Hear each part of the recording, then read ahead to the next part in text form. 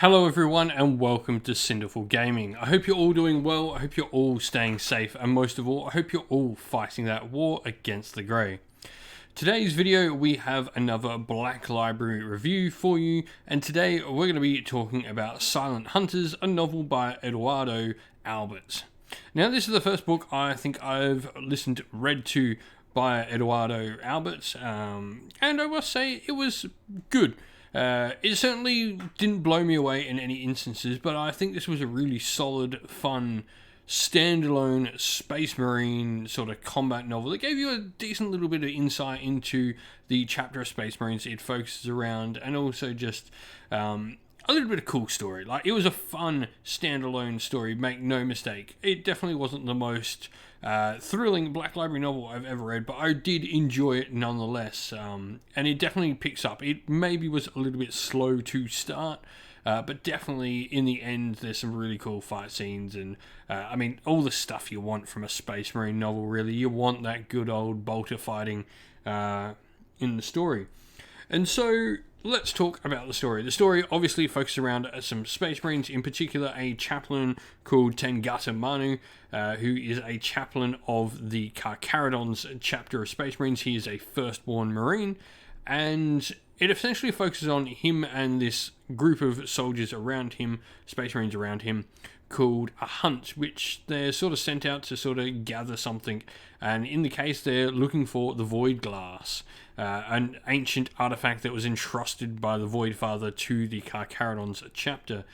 And you start to sort of see it slips through their hands, and he has to go and get the punishment that is due to him from his superiors in the chapter of the Carcharodons. And apparently, if Carcharodons fail in their hunt, and they've had the loss of lives and blood on their hands, they're actually set for execution for failing the hunt. There is either success in the hunt or there is death. And we sort of get to the point where we see our character at the start of the novel facing down the barrel of death for failing the hunt.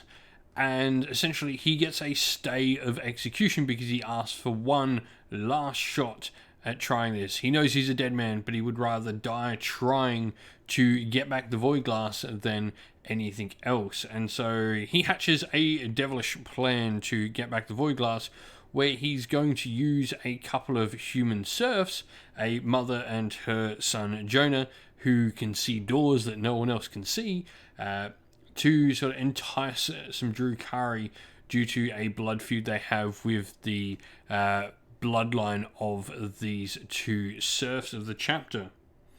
And so the story essentially follows on the hunt and Teiko Harangi and our other main characters, Jonah, his mother, and Tengata Manu, our main character, the chaplain. Now, Teiko Harangi is a Space Marine librarian, a firstborn again of the Carcharodon's chapter, that sort of assigns himself to the hunt as sort of the overseer and, if you will, executioner to it.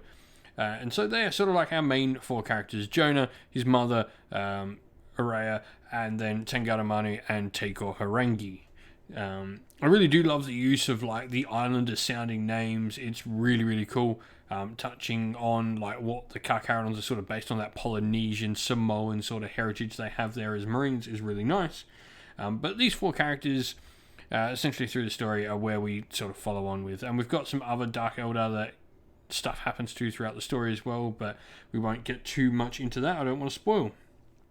I guess the big changes we learn is who exactly these two Marines are, and their bonds of brotherhood maybe go deeper than what we think at the initial, and also like learning more about Jonah. For me, like, Jonah sort of hit a little bit home. Maybe it's because I have an autistic daughter, and it's sort of the similarities there of like autism and the character that Jonah was quite stark. Whether intended to or not, some of the things were very, very similar to my own personal experiences with dealing with a child with autism.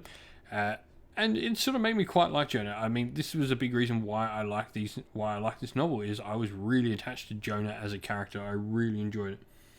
And so the book is a standalone Space Marine novel. It gives us a good look at different parts of Dark Eldar, which are the main sort of adversaries within the book as well, and also gives us a slight little insight into the Karkarodons, some of their ways. We really don't see an awful lot of major plot develop over it.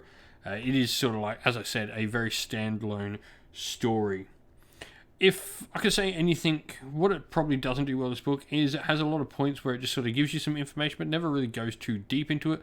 Being a standalone story, it doesn't sort of express too much. This is definitely not a novel I would suggest for anyone to get into Karkarodon's lore with. It is very much a just sort of standalone story about them, which is completely fine. I think that's what this book is. It's a fun standalone story. That was enjoyable. Like, make no mistake, it was good. It would probably, like, if you're giving it a rating out of 10, I think this book is like a solid 6 for a novel, which is a good rating. Like, it is not bad in any way. But perhaps it maybe just doesn't quite reach the heights of some of the things I've listened to of recent from Black Library. But I thoroughly enjoyed it. I got through it. It doesn't overstay its welcome. Listening to the audiobook, it was about 8.5 hours, I think. The audiobook, the reader was really nice and crisp. His voice was nice and easy to listen to. Enjoyed that a lot. And so, yeah, if you're going to listen to this book, I mean, who do I suggest this book to? If you're a Space Marine fan, if you're Karkarodon's fan, this is definitely going to be some interesting stuff for you. And even if you may be a Dark Eldar fan, it does have some cool looks at the Dark Eldar in there, even though they are sort of the I guess adversaries in the book. You're always going to get that little bit. I do hope we get more like looks at Dark Eldar from the main character sort of view in other books. But yeah, this was fun. It was a newer style book showing First War Marines. It was interesting to sort of see the Karkarodons not having any Primaris that we saw, so who knows what's up there. But it was enjoyable nonetheless. Definitely a solid read. Go check it out. I downloaded it on Audible. You can go find it there as well. Edoardo Albert, you wrote a really solid novel, and I look forward to seeing more stuff from Black Library for you. I'll be checking out some of your other stuff very shortly.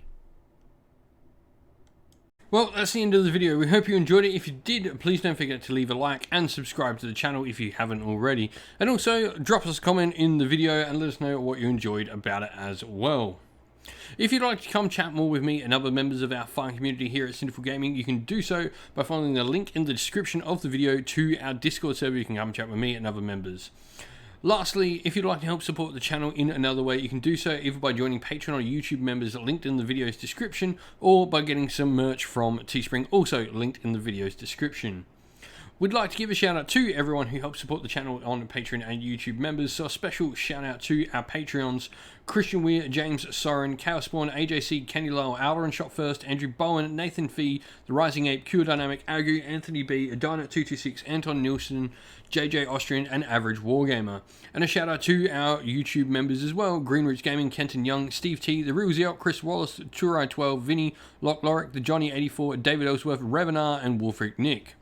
Lastly, a special thanks to Lady Witchfox Art, who does the amazing artwork you see on the channel. Everything here is done by her. She does an amazing job, so thank you very much. And lastly, a special shout out to Xmorphic, who does all the background work on the Discord server, keeps it running smoothly and makes it amazing, because I am terrible with computers. So thank you, Xmorphic, as well. That's it for today though, folks. Stay safe everyone, stay well, and most of all, keep fighting that war against the Grey. Ciao for now.